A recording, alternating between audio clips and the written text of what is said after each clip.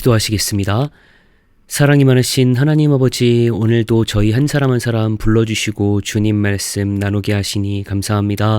주님, 오늘 나눌 호세아 말씀을 통하여 하나님 마음이 어떤 마음인지, 또 하나님 사랑이 어떠한 사랑인지 우리가 조금이나마 알아갈 수 있도록 하시고, 주님 그 마음으로, 그 사랑으로 살아가고 또 그 사랑을 널리 선포하며 살아가는 우리 엎드림 교회 될 수 있도록 인도하여 주시옵소서. 감사드리며 예수님 이름으로 기도합니다. 아멘. 사랑하는 엎드림교회 성도 여러분, 오늘도 하나님 말씀 묵상하면서 새로운 하루를 시작하는 우리 모두가 되기를 소망합니다. 또한 오늘 말씀으로 받은 은혜를 세상에 나누면서 예수의 흔적을 남기는 우리 모두가 되시기를 소망하면서 오늘 말씀인 호세아 11장 1절부터 9절 말씀 함께 읽겠습니다. 이스라엘이 어렸을 때에 내가 사랑하여 내 아들을 애굽에서 불러냈거늘 선지자들이 그들을 부를수록 그들은 점점 멀리하고 바알들에게 제사하며 아로새긴 우상 앞에서 분향하였느니라. 그러나 내가 에브라임에게 걸음을 가르치고 내 팔로 안았음에도 내가 그들을 고치는 줄을 그들은 알지 못하였도다. 내가 사람의 줄, 곧 사랑의 줄로 그들을 이끌었고 그들에게 대하여 그 목에서 멍에를 벗기는 자같이 되었으며 그들 앞에 먹을 것을 두었노라. 그들은 애굽 땅으로 되돌아가지 못하겠거늘 내게 돌아오기를 싫어하니 아수르 사람이 그 임금이 될 것이라. 칼이 그들의 성읍들을 치며 빗장을 깨뜨려 없이 하리니 이는 그들의 계책으로 말미암음이니라. 내 백성이 끝끝내 내게서 물러가나니 비록 그들을 불러 위에 계신 이에게로 돌아오라 할지라도 일어나는 자가 하나도 없도다. 에브라임이여, 내가 어찌 너를 놓겠느냐? 이스라엘이여, 내가 어찌 너를 버리겠느냐? 내가 어찌 너를 아드마같이 놓겠느냐? 어찌 너를 스보임같이 두겠느냐? 내 마음이 내 속에서 돌이키어 나의 긍휼이 온전히 불붙듯 하도다. 내가 나의 맹렬한 진노를 나타내지 아니하며 내가 다시는 에브라임을 멸하지 아니하리니 이는 내가 하나님이요 사람이 아님이라. 내 가운데 있는 거룩한 이니 진노함으로 내게 임하지 아니하리라. 아멘. 호세아는 북이스라엘 시대에 선포되었던 말씀입니다. 여러분들도 잘 아시다시피 호세아의 아주 파란만장한 가정사가 유명한데요. 하나님께서 호세아에게 음란한 아내를 맞이하라고 말씀하시고 또 그의 가정의 모습을 통해 영적으로 가늠한 이스라엘을 상징적으로 보여주셨습니다. 또한 호세아의 어쩌면 생애 그 자체가 하나님의 메시지였던 셈인데 정말 말도 안 되는 안타까운 부부생활, 가정사와 그로 인해 마음고생을 미칠 듯이 했을 것 같은 호세아를 보면서 하나님의 마음이 어떠했을까를 우리가 감히 조금은 엿볼 수 있는 책이 바로 호세아서입니다. 이처럼 하나님을 남편으로 비유하던 호세아서에서 이제 오늘 본문인 11장에 이르러서는 하나님을 부모로 비유하면서 이야기가 펼쳐지는데요. 하나님께서는 이렇게 회상하십니다. 이스라엘이 어린아이였을 때 내가 그를 사랑하여 내 아들을 애굽에서 불러냈거늘. 하나님은 이집트 노예 생활에서 이스라엘을 구원해내셨고 마치 아버지나 어머니가 어린 자녀를 돌보듯이 걸음마를 가르치고 안아 올리고 또 먹여주셨습니다. 그만큼 하나님께서는 깊은 애정과 보살핌으로 이스라엘을 키우셨던 것입니다. 그런데 다들 아시다시피 또 이스라엘은 어떻게 반응했습니까? 선지자들이 그들을 부를수록 그들은 점점 멀리하고 바알들에게 제사하며 우상 앞에서 분향했다라고 말씀하고 계십니다. 하나님께서 이스라엘을 부르면 부를수록 오히려 멀리 달아난 것입니다. 하나님께서는 한없는 사랑으로 품어주셨는데 정말 형편없는 수준을 넘어서 남편을 두고 바람을 수없이 피우다가 그냥 마냥 이제는 모르쇠로 일관하면서 배은망덕한 태도로 계속해서 이스라엘은 하나님으로부터 돌아섰습니다. 그리고 하나님께서는 이러한 이스라엘 때문에 마음 아파하는 부모의 모습으로 묘사됩니다. 호세아 11장의 하나님은 우리가 흔히 생각하는 구약의 진노에 불타는 하나님이 아니라 슬픔에 잠긴 상한 마음의 하나님이십니다. 하나님은 상심하셨고 하나님은 한탄하셨습니다. 그런데 하나님께서는 호세아서에 보니까 그저 슬퍼하시기만 한 것은 아닙니다. 계속해서 완고하게 반역하는 이스라엘을 보시면서 하나님 마음속에는 어떠한 결단이 일어납니다. 이스라엘의 죄는 말로 형용할 수 없을 정도로 컸고, 그리고 계속 그 죄를 반복했습니다. 그래서 하나님의 공의로 보자면 어쩌면 이스라엘은 진작에 소돔과 고모라처럼 심판받아야 마땅해 보입니다. 그런데 바로 그 순간에 하나님의 입술에서 믿을 수 없는 반전의 선포가 터져 나옵니다.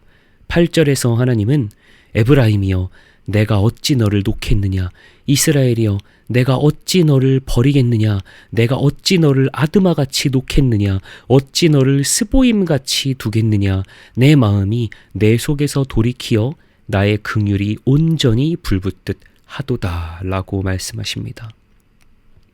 여기서 나오는 아드마 그리고 스보임은 소돔과 고모라와 함께 멸망했던 고을들입니다. 다시 말해서 하나님께서는 소돔과 고모라 그런 마을들과 다를 바 없는 이스라엘을 바라보시면서 그럼에도 불구하고 내 긍휼이 온전히 불붙듯 하면서 내 마음이 내 속에서 돌이켰다라고 선포하시는 것입니다.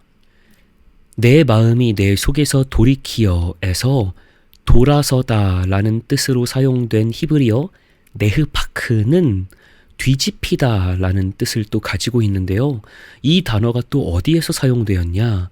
소돔과 고모라의 현장에서 사용되었습니다. 소돔과 고모라의 멸망에서 사용되었던 히브리어와 같은 어근을 가지고 있는 것입니다. 그러니까 놀랍게도 소돔과 고모라는 그 자체가 멸망해서 말 그대로 뒤집어져 버렸지만 이스라엘을 바라보는 하나님의 마음 또한 뒤집혔다라고 표현하고 있는 것입니다. 원래였다면 이스라엘이 그야말로 뒤집어져서 망해버렸어야 할 텐데 하나님께서 대신 무엇을 뒤집으셨습니까? 하나님 자신의 마음을 뒤집어 버리셨습니다. 심판으로 모든 것을 뒤엎는 대신에 하나님 자신의 마음에 그 고통을 받아들이는 방법을 선택하신 것입니다. 계속되는 11장 9절에서 하나님께서는 내가 나의 맹렬한 진노를 나타내지 아니하며 내가 다시는 에브라임을 멸하지 아니하리니 이는 내가 하나님이요 사람이 아님이라고 선언하십니다. 우리 인간 같으면 어떻게 할까요? 진작에 파국이겠죠.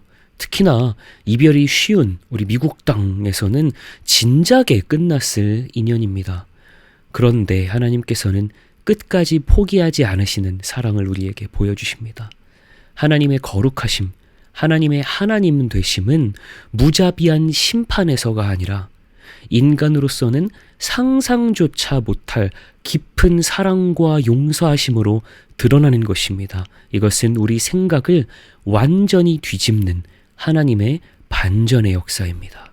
그리고 정말 놀라운 점은요, 이 극적인 반전은 이스라엘의 회개나 변화 때문에 일어난 것이 아니라는 사실입니다. 오늘 본문에서 결국 이스라엘은 여전히 완고합니다. 7절에서는 내 백성이 끝끝내 내게서 물러가나니 비록 그들을 불러 위에 계신 이에게로 돌아오라 할지라도 일어나는 자가 어떻다고요? 하나도 없도다 라고 고백하고 있습니다. 그럼에도 불구하고 하나님의 마음은 8절에서 바뀐 것입니다.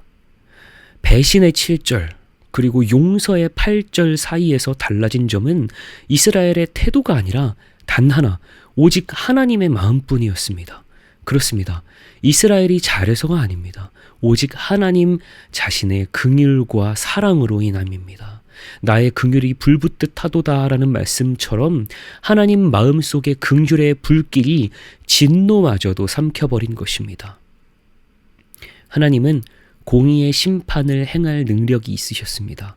그러나 그럼에도 불구하고 사랑의 관계를 끝까지 포기하지 않기로 스스로 결정하셨습니다. 그리고 우리는 호세아 11장의 말씀에서 십자가 사랑의 원형을 발견하게 됩니다. 하나님께서는 결국 우리의 죗값을 우리가 아닌 하나님 자신에게로 돌리는 길을 선택하셨습니다. 그리고 훗날 예수 그리스도의 십자가에서 온전히 드러난 하나님의 사랑과 고난은 이미 태초의 창조에서부터 하나님 마음속에 흐르고 있던 이야기였습니다. 하나님은 우리의 죄를 죽음으로 심판하십니다.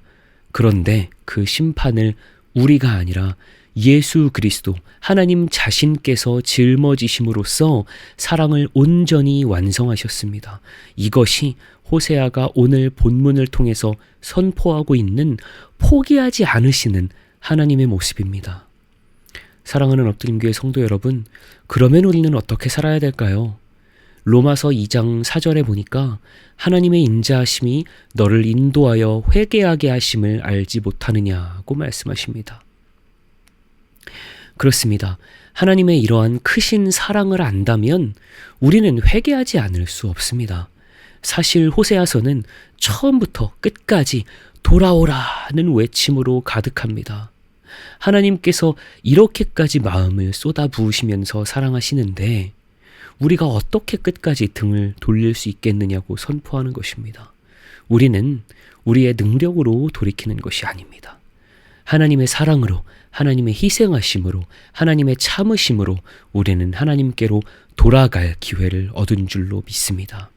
그래서 우리도 하나님의 이 사랑을 알아가는 삶, 닮아가는 삶, 그리고 나아가서 이 사랑을 전하는 삶을 살아가길 소망합니다.